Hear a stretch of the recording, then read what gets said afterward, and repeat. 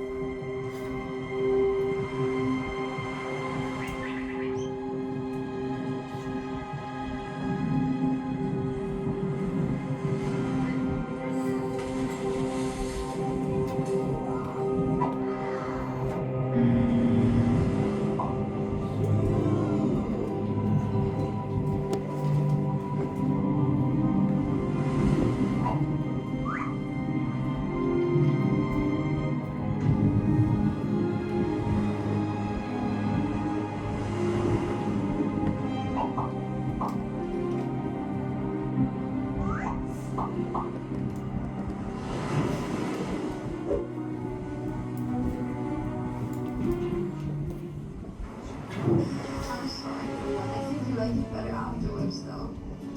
Oh, man.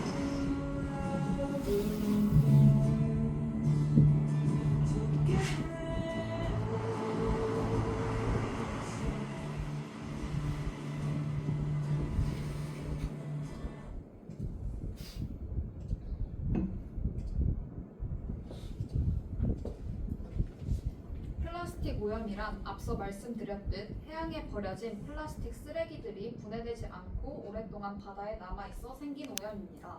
원인으로는 폐기물 등을 선박 등으로부터 고의적으로 바다에 버리는 경우와 쓰레기 등이 하천과 강을 통해 유입되는 경우가 있습니다. 그렇다면 플라스틱 오염이 문제가 되는 이유는 무엇일까요? 미세 플라스틱은 다양한 해양 생물에 섭취되어 체내에 축적되고 이로 인해 인간의 장기에도 영향을 끼칩니다. 또한 신경 독성 가능성도 있어 건강에 심각한 영향을 끼칩니다.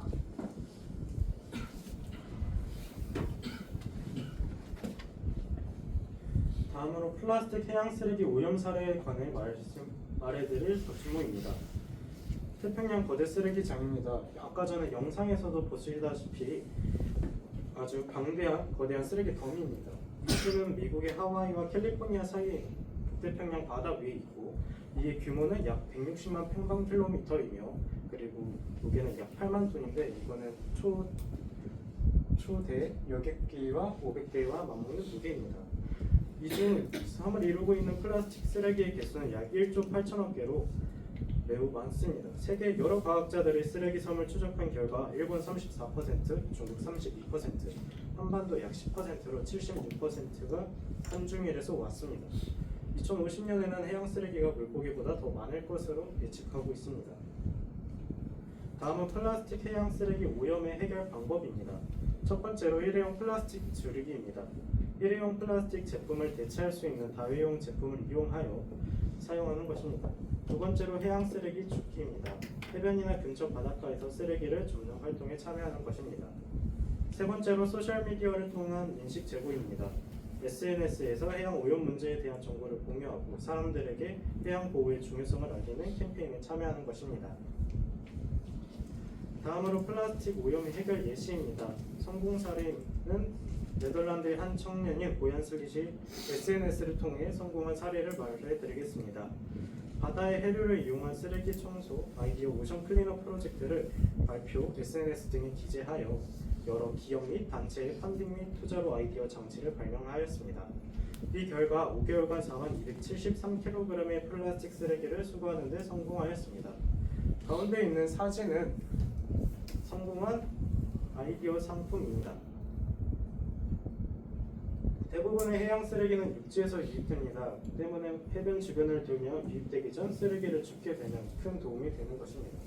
해양 쓰레기 80% 이상을 플라스틱 쓰레기가 차지하므로 다회용 제품을 사용하여 이를 막을 수도 있습니다. 다음으로 방사능 오염 문제에 대해 말해줄 김영찬 학우입니다. 먼저 방사능 오염이란 방사성 물질이 해양에 유입되어 안 좋은 영향을 끼쳐 생긴 오염입니다. 원자력 발전소나 핵실험 등에서 핵연료, 핵폐기물 등을 사용하고 처리하는 과정에서 방사성 물질이 해양에 유입됩니다. 원인으론 원자력 발전소에서 사고가 일어난 경우, 원자력 시설에서 발생한 방사성 폐기물이 처리 과정에서 바다로 배출된 경우, 핵실험이나 해상 군사 훈련 중 방사성 물질이 유출된 경우가 원인 등이 있습니다.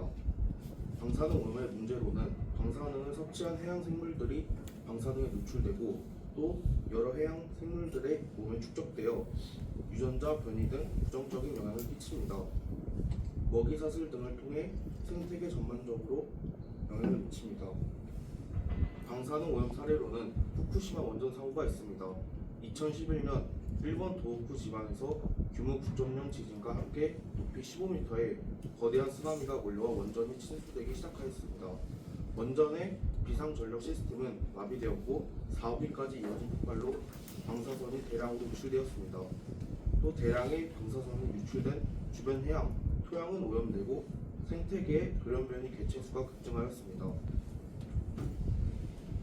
방사능 오염의 해결 방법으로는 저희는 개인적으로 실천할 수 있는 해결 방법을 3개 나눴습니다. 먼저 친환경 에너지 사용입니다. 에너지를 절약하고 태양광, 풍력 등 청정 에너지를 사용하는 제품이나 서비스를 선택하는 것입니다.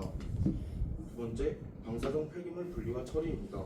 방사성 물질이 포함된 폐기물은 철저히 분리하여 처리하도록 규제하며 가정에서도 방사성 폐기물의 관리에 대한 지식을 갖추고 실천하는 것입니다. 세 번째, 환경보호 활동 참여입니다. 방사능 유출이 발생할 수 있는 원자력 발전소와 같은 신설에 대한 규제와 관리를 강화하는 환경보호단체나 지역사회 활동에 참여하는 것입니다.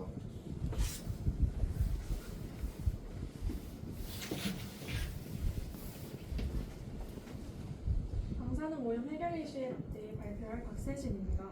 여기서 보이는 예시는 지하수 오염을 막기 위해 설치된 봉토 차수벽입니다. 이 차수벽은 방사성 오염수가 외부로 유출되는 것을 차단해줍니다. 또한 지하에 파이프를 설치하여 냉각제를 순환시키면서 방을 냉동시킴으로써 오염 물질의 확산을 억제시키는 기술도 사용되고 있습니다. 이런 기술들은 일본 후쿠시마 원전 사고 후 오염수 관리 문제를 해결하기 위해 도입되었습니다. 사소하지만 우리가 하고 있는 실천에 대해 말씀드리겠습니다. 첫 번째로 분리수거하기입니다. 우리가 쓰레기를 버릴 때 분리수거를 통해 재활용 가능한 품목은 분리수거 장소를 잘 가져가야 합니다. 두 번째, 다회용품 사용하기입니다. 요즘 카페에서 제공되는 일회용 플라스틱 컵 대신 개인 텀블러나 머그컵을 사용하시는 분들이 많습니다. 이렇게 이렇게 작은 행동이 하나라도 일회용품 사용량을 크게 줄일 수 있습니다. 마지막으로 심각성 공유하기입니다. SNS나 대화 중에 환경 문제의 심각성을 담은 정보를 주고받는 것은 주변 사람들에게 경각심을 심어줄 수 있습니다. 작은 정보라도 주변 친구들과 공유하며 환경 보호의 중요성을 함께 알릴 수 있습니다.